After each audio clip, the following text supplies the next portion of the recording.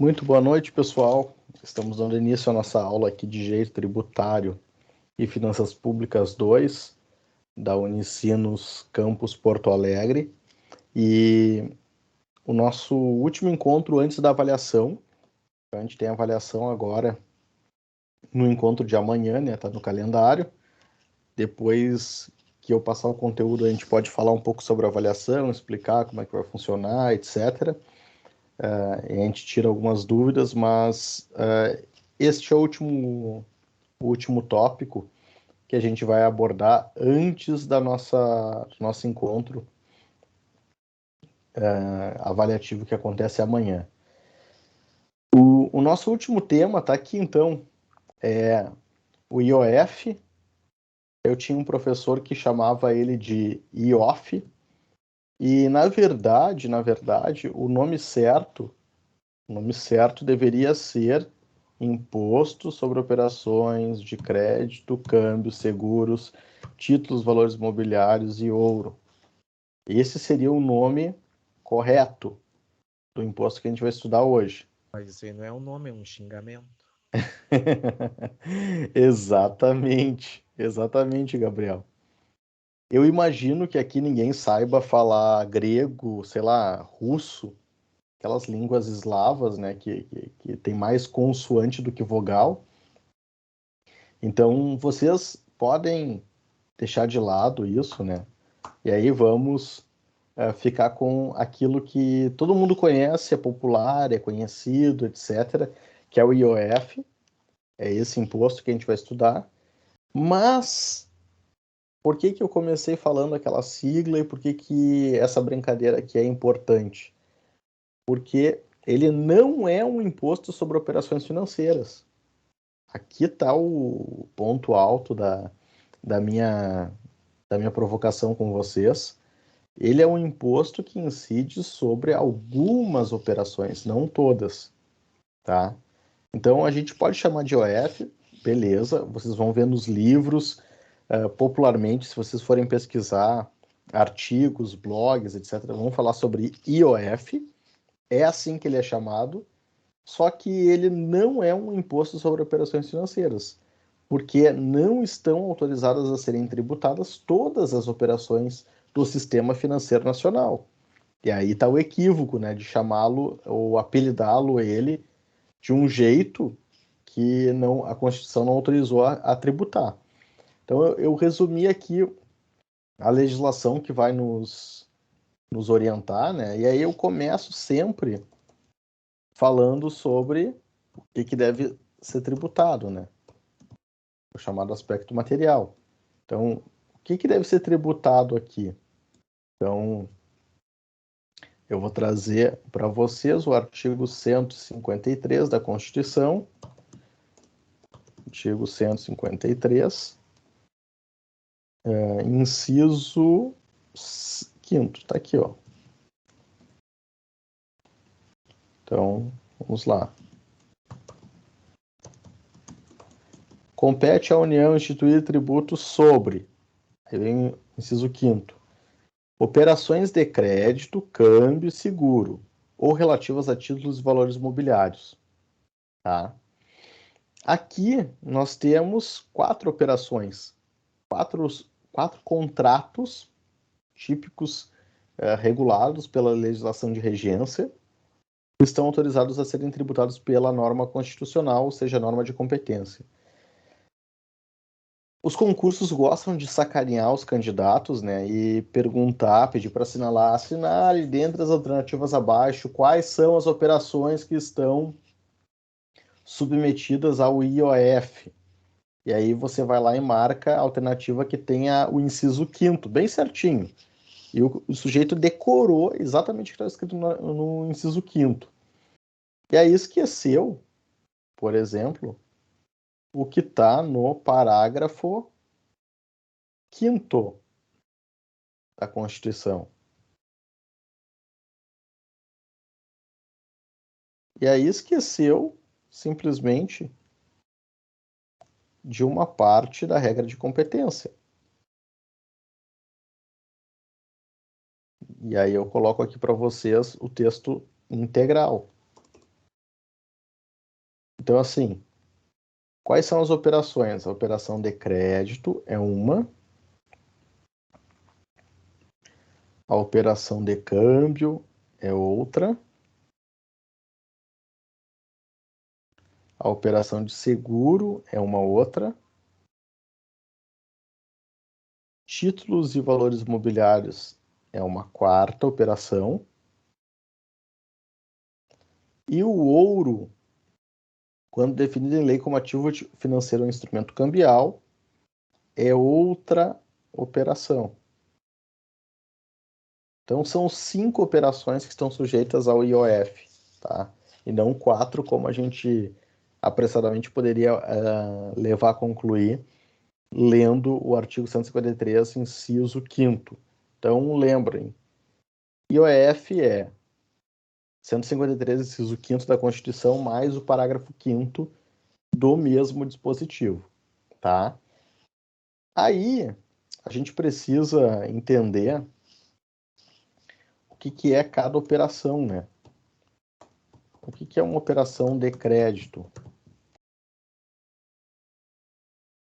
Como é que a gente define aí uma operação de crédito? Vamos ver se eu consigo aqui desenhar para deixar claro. Então, eu tenho uma instituição de crédito, né, que normalmente é autorizada a funcionar pelo Banco Central.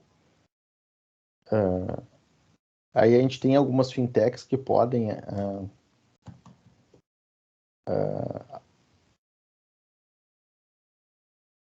operar como instituição de crédito, até crédito peer-to-peer.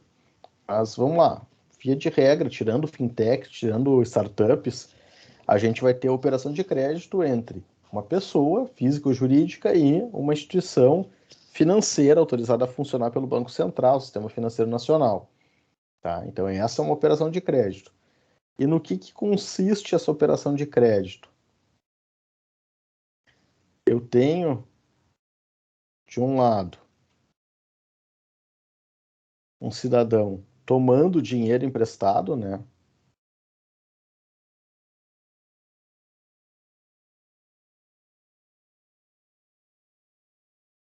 Esse cara aqui, ele pega dinheiro emprestado e ele promete devolver.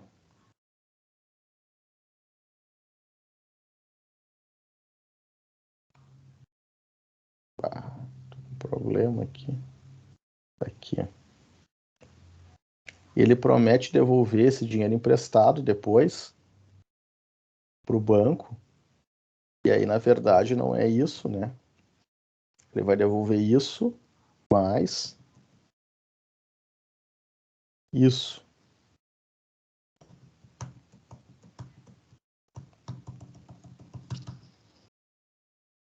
O que é isso daqui, né? Nós chamamos isso de remuneração do capital emprestado. Em outras palavras, juros. Então, é o capital emprestado mais os juros, a remuneração. Então, isso é uma operação de crédito.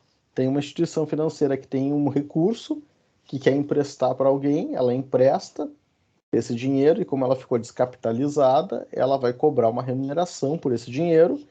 E esse dinheiro nós chamamos de o contrato de mútuo, que é devolvido com a remuneração de juros. Tá? Então, essa daqui é uma operação de crédito normal, clássica, que envolve a incidência do IOF, certo? Aí a gente tem, além da operação de crédito, a operação de câmbio. Deixa eu fazer mais fácil aqui.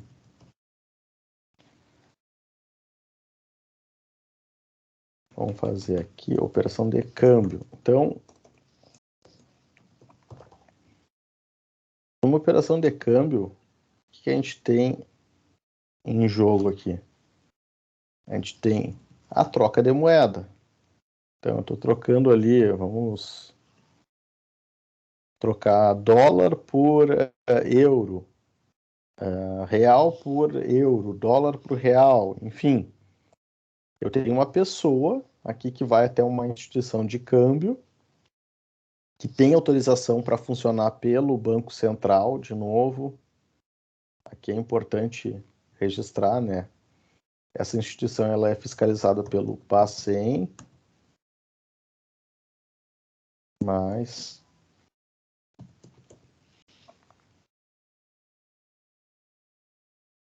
então ela é fiscalizada, né? Se você faz uma intermediação de moeda com uma pessoa que não tem autorização para vender moeda, nós damos o nome disso para essa pessoa de doleiro, né? E doleiro é ilegal, então não entra aqui na nossa discussão. Agora, se for uma operação de câmbio normal, intermediação de moeda, autorizada a funcionar, tem que tributar, tem que cobrar IOF. Aí a gente tem a operação de seguro. Então, o que a gente tem numa operação de seguro, né? Tem uma pessoa, tem uma pessoa aqui que é o segurado, vamos chamar assim, e eu tenho, de outro lado,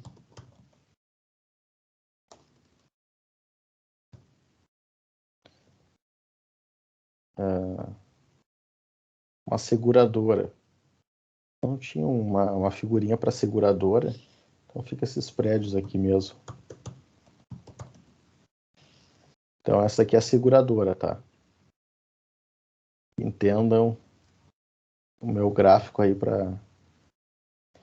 E essa seguradora, ela é fiscalizada por uma superintendência dos seguros, chamada SUSEP, e a gente tem aqui de um lado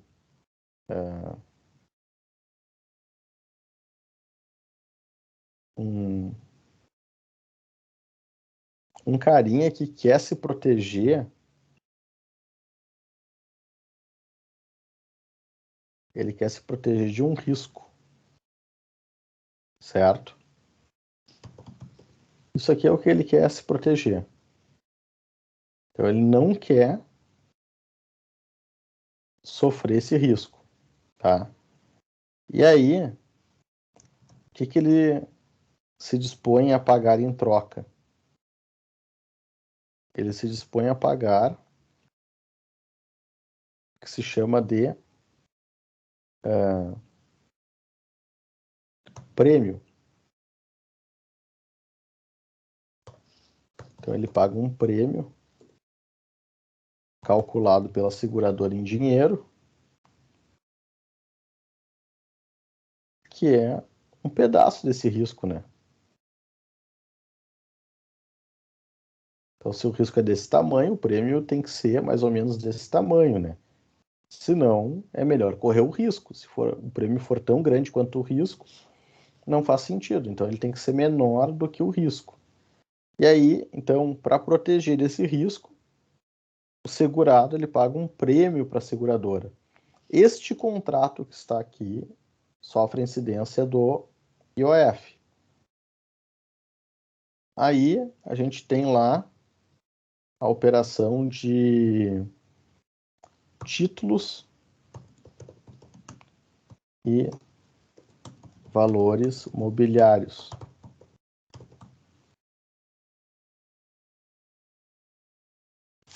Vocês tiveram aula com... Foi com o Manuel sobre títulos de crédito?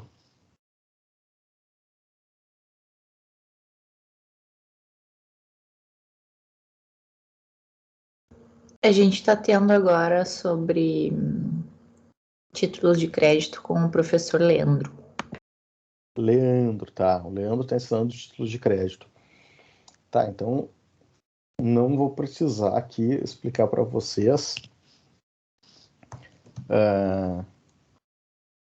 Não preciso explicar para vocês aí como é que é uma operação de títulos de crédito, né? Eu vou simplificar aqui num breve um esquemão aqui bem rápido. Eu tenho uma operação chamada de negócio jurídico base. que é essa que está aqui.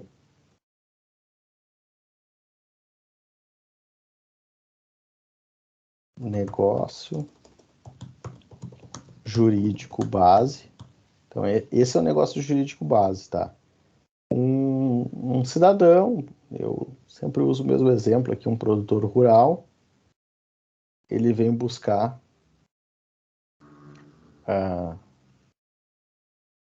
um contrato de financiamento. Vamos imaginar aqui, contrato de financiamento rural. Então, é isso que ele veio buscar. Esse é o chamado negócio jurídico base. Ele veio buscar aqui, nesse banco, esse contrato, que é empréstimo para a produção dele. E aí, para lastrear esse negócio, para dar, respaldar esse negócio que foi elaborado, eles emitem lá uma cédula de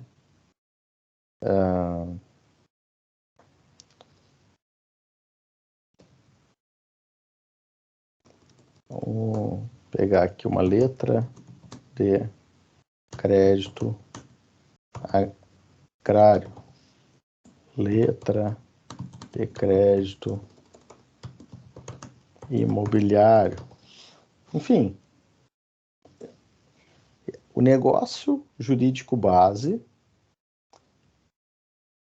ele deu origem, tem um documento aqui chamado de letra de crédito que respalda aquele negócio. Então vamos dizer que este negócio aqui tinha o valor de, vamos ver aqui,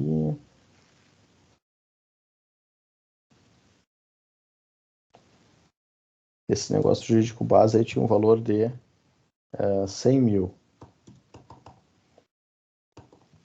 Aí eu tenho uma letra de crédito agrário com valor de face de 100 mil. E essa letra aqui, ela pode ser vendida, certo? Ela pode ser vendida, negociada.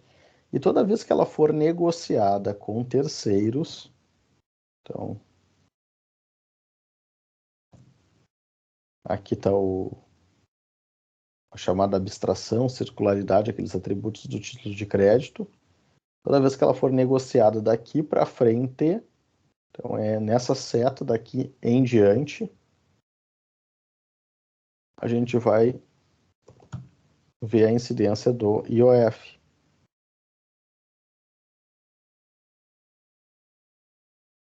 Então é daqui para frente, tá? Nesse negócio jurídico base, pode ter havido a incidência do IOF ou não, se for configurar contrato de crédito, que a gente já viu. E aí, se for emitido um título para garantir aquele negócio jurídico base, esse título, toda vez que ele for negociado, que ele for transacionado, ele ensejará a cobrança do IOF. Tá claro? Então, o IOF aqui, quando ele incide sobre o documento, sobre o título ou valor imobiliário que é negociado, e não o negócio que deu origem.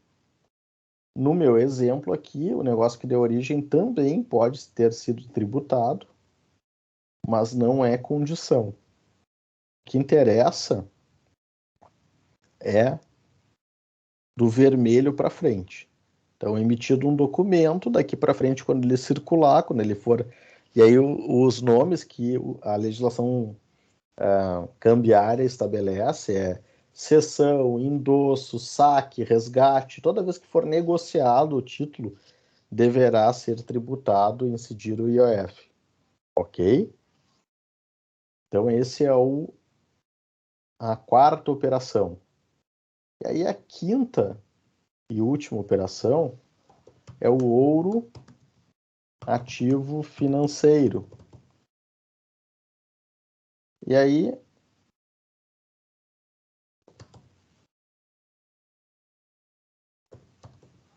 tinha um ouro aqui.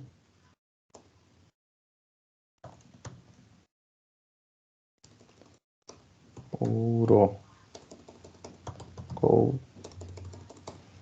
Não tem mais o ouro. Então vamos ver se eu consigo.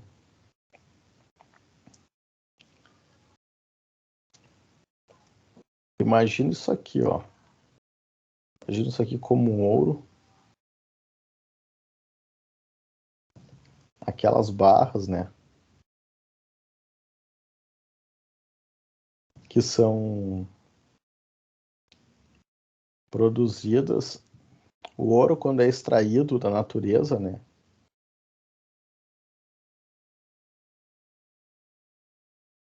Ele pode ter múltiplas funções. O metal, o ouro extraído da natureza, ele pode servir como metal, para servir de adorno, adereço, decoração, ou até mesmo tem gente que faz, não sei se vocês viram, botam carne, botam ouro em pó na carne, né?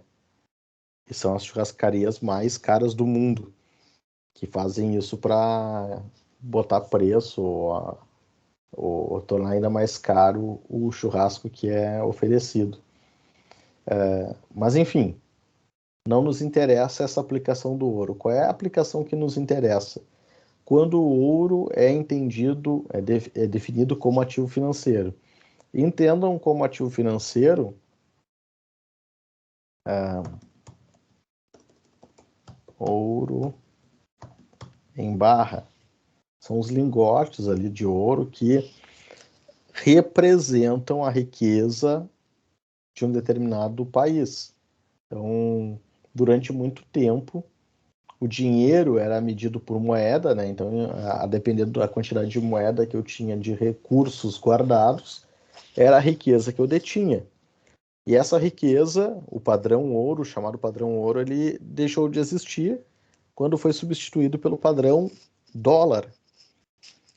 E aí a gente parou de referenciar. Eu tenho aqui, ó, 1 milhão em ouro. E aí eu tinha 1 milhão em papéis dólar, que era a correspondência. No momento em que desconecta isso, então quem é que tem dólar e quem é que tem o monopólio de imprimir dólar? Estados Unidos da América. E era interesse deles, obviamente, ter o controle sobre a produção do papel e a quantidade de dólar que seria impresso, que não mais tem lastro, referência com a quantidade de riqueza efetiva que existe. E daí a sustentar a existência de bolha, né? Estados Unidos vive numa bolha há muitos anos, mas enfim, não sou eu agora aqui que vou questionar isso. Então, o Brasil ainda tem alguma parte da sua reserva de ativos financeiros em ouro. E essa reserva, quando ela é definida como ativo financeiro, ela é tributada uma única vez. Vejam aqui como é que está escrito na Constituição. Ela só incide uma única vez quando da sua extração. Ok? Então, só é tributado uma única vez quando da sua extração.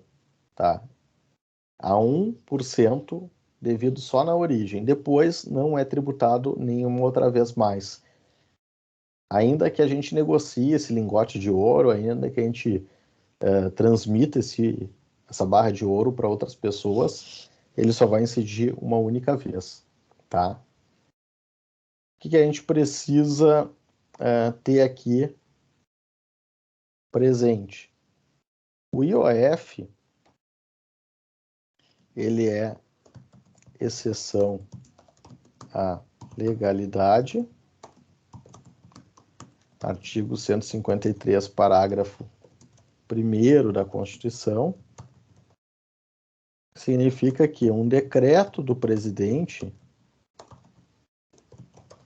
pode alterar as alíquotas do IOF. Ele é exceção à anterioridade mínima 90 dias e de exercício. Artigo 150, parágrafo 1º.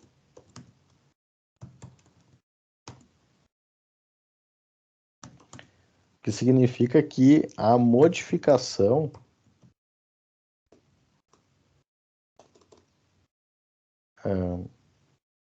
o decreto vale imediatamente. E aí vem o caso atual, né? Presidente aumenta IOF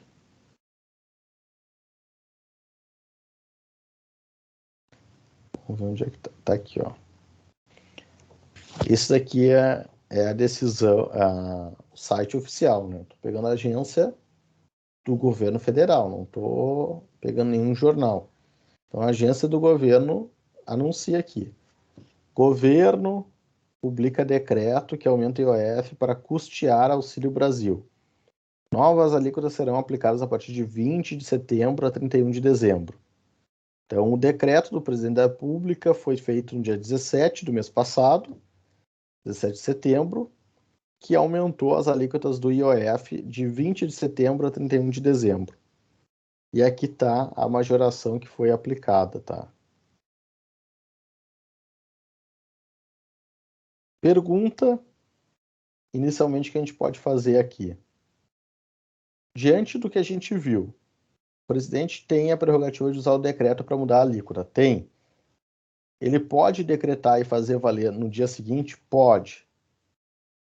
Então, esse decreto aqui é constitucional. Poderíamos afirmar. Sim ou não?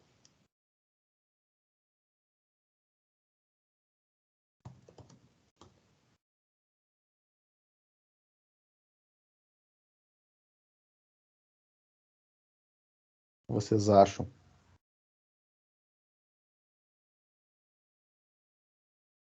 O que tu perguntou, professor? Desculpa, não peguei. Esse decreto aqui aumenta o IOF. Decreto 10.797. 10.797.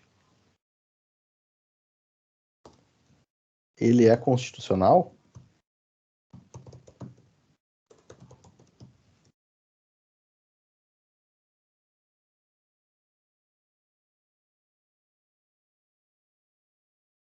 É bem curtinho aqui, ó. Ele tem um artigo só. Não, 2 artigos. Artigo 1º e artigo 2º.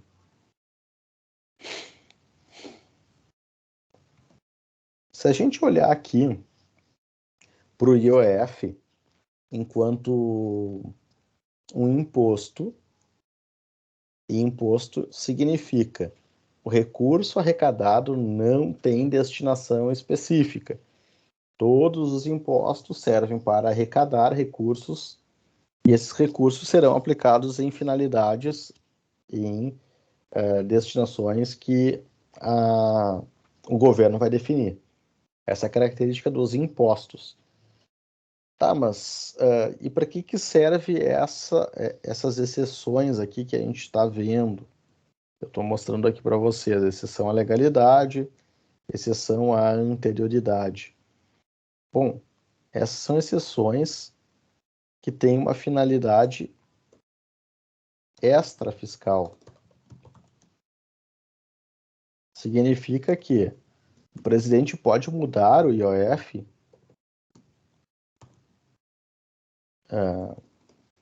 para atuar na economia. Então, o presidente ele quer controlar a inflação, ele quer controlar a oferta de moeda, reter, restringir a oferta de crédito, ele quer estimular a oferta de crédito, ele quer restringir a saída de recursos do Brasil, quando aumenta o IOF câmbio, quer estimular a saída para eventualmente mexer na moeda e no valor da moeda.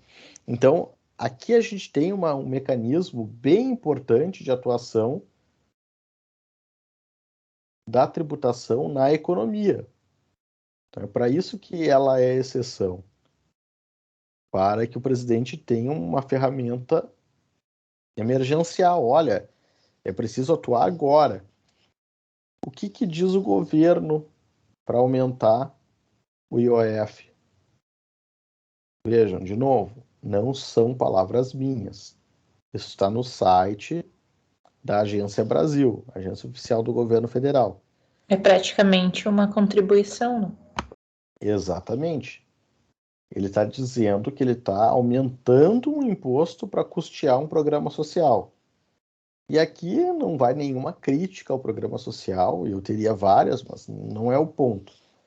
Eu estou pressupondo que é um programa social bom. Ainda que ele seja bom, é constitucional mudar do dia para a noite um tributo para custear um programa social que não é urgente nem e discute-se até a relevância, mas não isso, a pobreza no Brasil ela é de séculos, não foi desse ano. Então, se há necessidade de criar um programa social e que ele seja financiado com recursos públicos, muito bem, é possível fazer isso, mas pode usar esse instrumento excepcional para fazer isso. Aí é que está a minha bronca com a decisão do presidente da República. Mas, enfim, essa é uma decisão, uma discussão pontual que diz respeito a este momento e que, segundo o próprio decreto, vigora só até o fim do ano, então a gente não precisa gastar muita pólvora aqui nessa questão, nem massa encefálica. O que eu queria chamar a atenção de vocês é IOF é exceção à legalidade, ele é exceção à anterioridade. Então, se vocês tiverem isso presente, já vão resolver várias questões da OAB. Tá? Qual é o próximo ponto aqui? Aspecto temporal. Quando é que eu tenho que pagar o IOF? Na operação de crédito, no momento da contratação. Na operação de câmbio, quando realizada a contratação. Operação de seguro, quando contratado. Quando contratado seguro. Operação de títulos e valores imobiliários.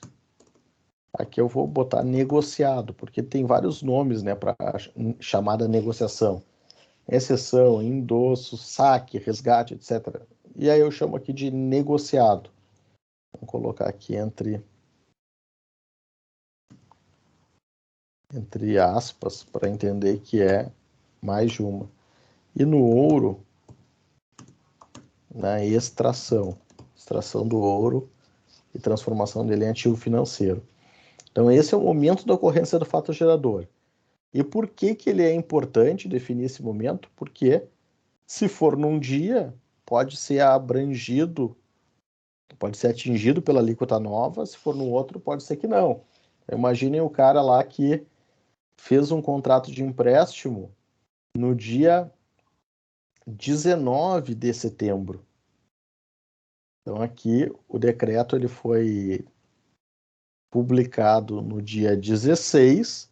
Não, vamos deixar ainda mais dramático, né? No dia 17, ele fez o contrato e o decreto passa a valer a partir do dia 20 de setembro. Então, a gente tem aqui, ó, o momento da ocorrência do fato gerador é anterior à vigência do decreto. Logo, não se aplica. Então, por isso que o momento da definição da ocorrência do fato gerador é muito importante. É bem importante aqui nessas operações. E aí a gente vai aqui para vamos para o aspecto espacial. Então, na operação de crédito, em todo o território nacional, aonde ocorreu uma operação de crédito, tem que pagar IOF. O mesmo vale para câmbio, seguro, títulos e valores imobiliários e o ouro.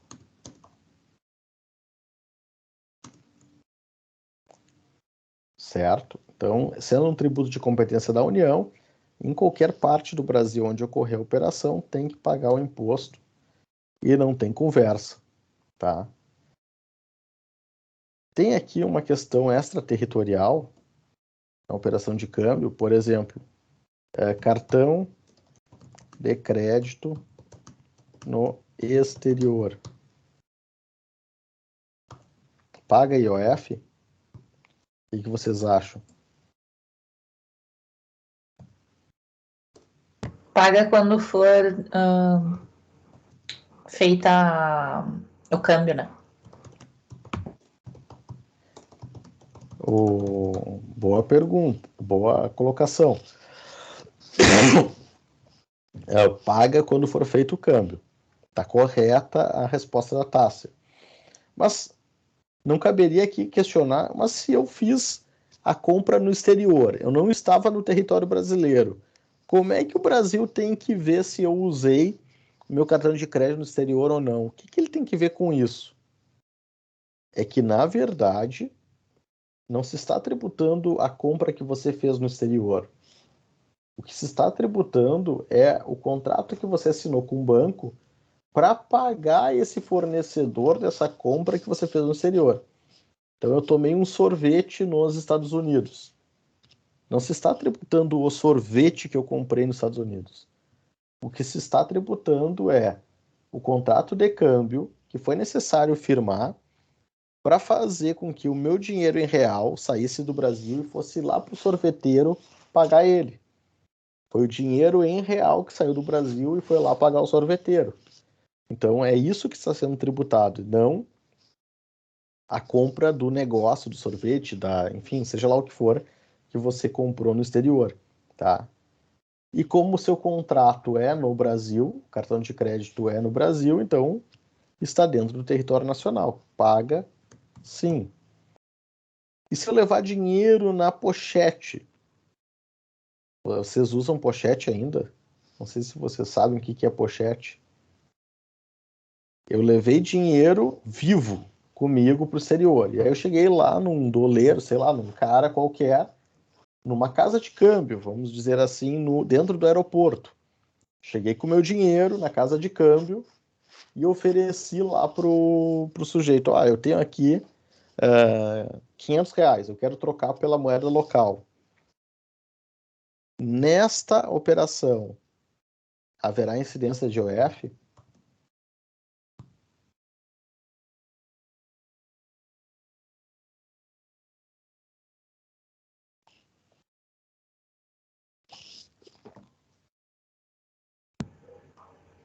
Eu acho que sim, embora tenha ficado confusa agora.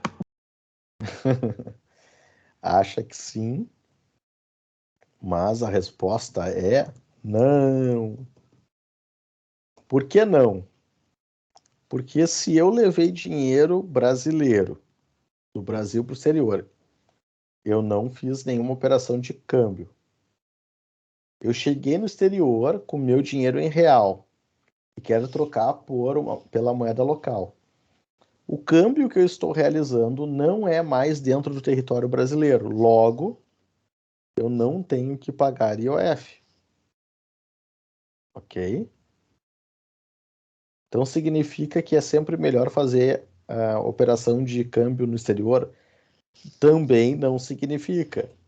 Atenção para a cotação da moeda no país de destino. Então, por vezes, a cotação lá, por ser uma moeda que não interessa, um país que não tem muita relação, a moeda lá é cara. Então, é caro fazer o câmbio lá porque eles não têm interesse em receber o nosso dinheiro. Então, muito provavelmente vai ser uma cotação desvantajosa. Por outro lado, se a gente vai para um destino em que o Brasil tem relações, tem muito turista brasileiro, as pessoas recebem a nossa moeda, então a cotação vai ser competitiva, e daí pode ser interessante, certo? Aí a gente vai para o aspecto quantitativo. Então, a operação, né, aqui é base de cálculo vezes alíquota. Essa é a fórmula mágica que a gente estuda em todos os tributos e aqui não é diferente. Então, na operação de crédito, qual é a base de cálculo? A operação de crédito é o valor, né, chamado de principal, mais os encargos bancários. Então, é taxa disso, taxa daquilo, encargo, isso, juros, etc. Tudo vezes. Aí vamos pegar aqui o decreto do presidente Bolsonaro. Ó, o mutuário pessoa física. Quanto é que está a alíquota?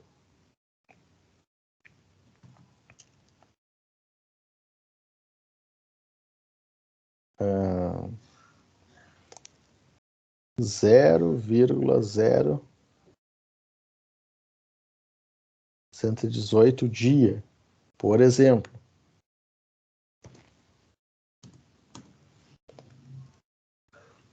Então, peguei uma operação de crédito, e aí, se a gente for no decreto, eu recomendo que vocês leiam o decreto para entender aqui, ó.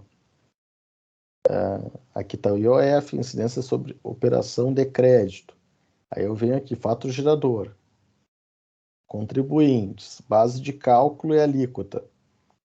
A base de cálculo, e aí vem aqui, ó, mutuário pessoa física, pessoa jurídica. E aí tem as mais variadas alíquotas e são inúmeras. Então, no decreto você encontra. Na operação de câmbio, qual é a base de cálculo? O valor em reais vezes, aí vamos pegar aqui a alíquota do cartão de crédito, IOF. Por isso que comprar com cartão de crédito é caro. A operação em moeda do IOF é 0,38. É bem mais baixo.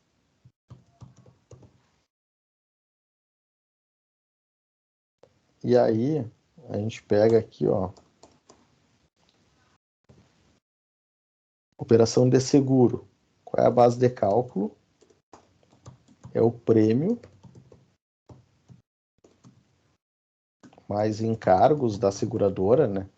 E as seguradoras têm a mania igual de banco, de cobrar um valor e ainda botar um monte de taxinha e isso e aquilo encargo.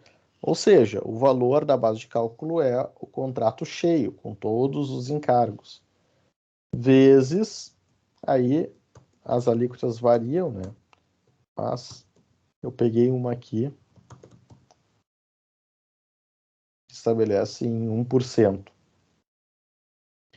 E no títulos e valores imobiliários, o valor é, a base de cálculo é o valor do negócio, não interessa o valor de face.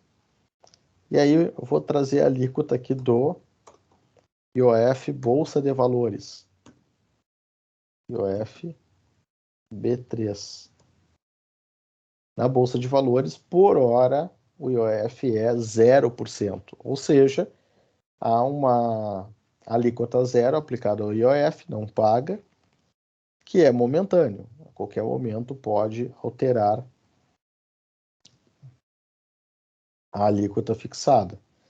O ouro é tributado com base no grama do ouro, o peso dele, né, em reais, vezes a alíquota que está na Constituição, que é 1%.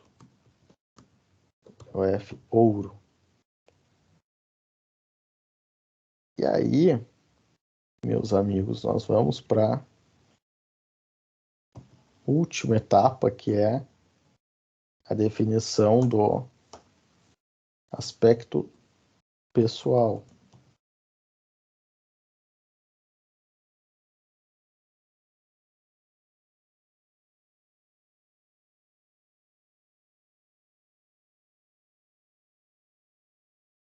E o aspecto pessoal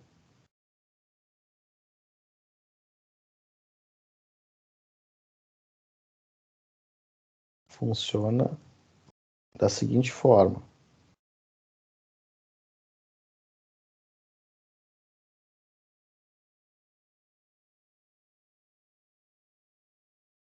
Vamos ver se eu consigo aqui.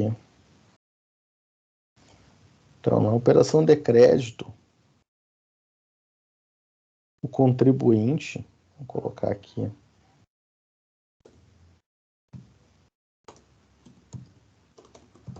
contribuinte,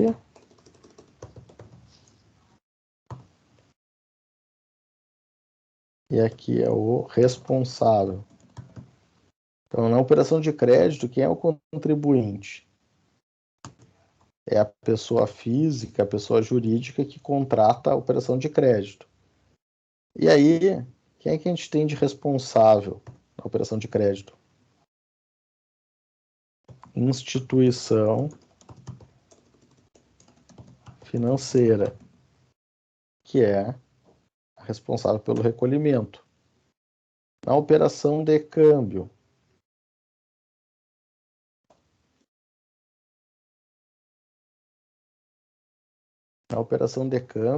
o contribuinte é a pessoa física ou pessoa jurídica que faz a operação de câmbio. E aí, quem é que a gente tem como responsável? A casa de câmbio. Afinal de contas, não somos nós que pagamos o IOF câmbio quando a gente faz uma troca de moeda ali numa casa de câmbio ou quando a gente faz uma compra no cartão de crédito. É o banco, é a administradora do cartão de crédito, a casa de câmbio, que separa o IOF e repassa para a Receita Federal. Aqui, de novo, quem é o contribuinte do seguro? Segurado, pessoa física ou jurídica. E quem é o responsável? Seguradora. Títulos e valores mobiliários. É o contribuinte quem adquire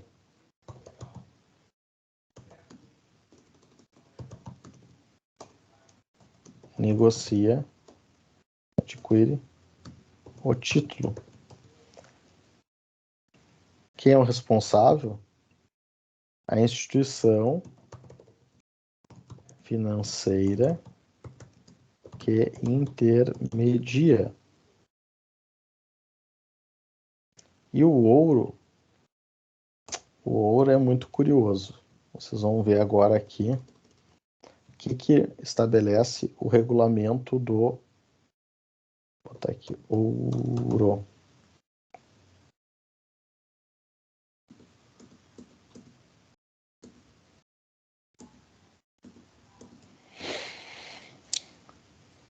Ó, fato gerador, contribuinte.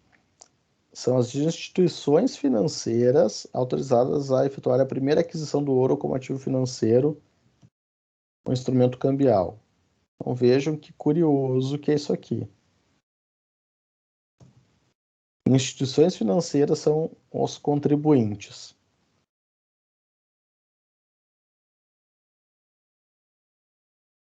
Será cobrado. Recolhimento será efetuado. E aqui, ó. E aqui está o responsável. Instituição financeira. E o responsável ali será feito pelo município produtor, no município que estiver localizado o estabelecimento matriz do contribuinte. Então, quem paga? A instituição financeira que vai transacionar aquele ouro como ativo financeiro, e quem vai fazer o recolhimento responsável é o município onde está localizada aquela jazida de ouro. Tá? Então aqui, o que eu queria chamar a atenção aqui? Que via de regra, na figura de responsável, a gente tem uma instituição do sistema financeiro. E aí, isso nos autoriza ou simplifica pensar que é um imposto que incide sobre operações financeiras, o que não é correto, tá? E aí, por isso que a gente acaba fazendo algumas simplificações que não são adequadas. O IOF não é um imposto que incide sobre todas as operações financeiras. E aí eu dou um exemplo aqui para vocês, ó. IOF e saque poupança STF. Olha aqui, súmula 664.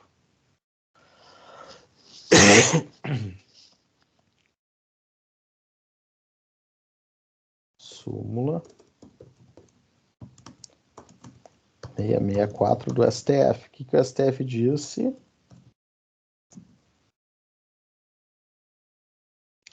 É inconstitucional o artigo 5º, o inciso 5º do artigo 1º da Lei 8.033, que instituiu a incidência do IOF sobre os saques efetuados à caderneta de poupança. O que o legislador fez? Ele disse, olha, se você tiver dinheiro aplicado na caderneta de poupança, quando tirar da caderneta, vai pagar IOF.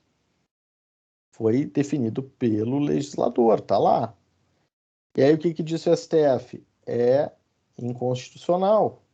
Ora, se não está autorizado na Constituição tributar esse tipo de operação, e vejam, qual é o raciocínio que nós temos que fazer? Isso é uma operação de crédito? Não.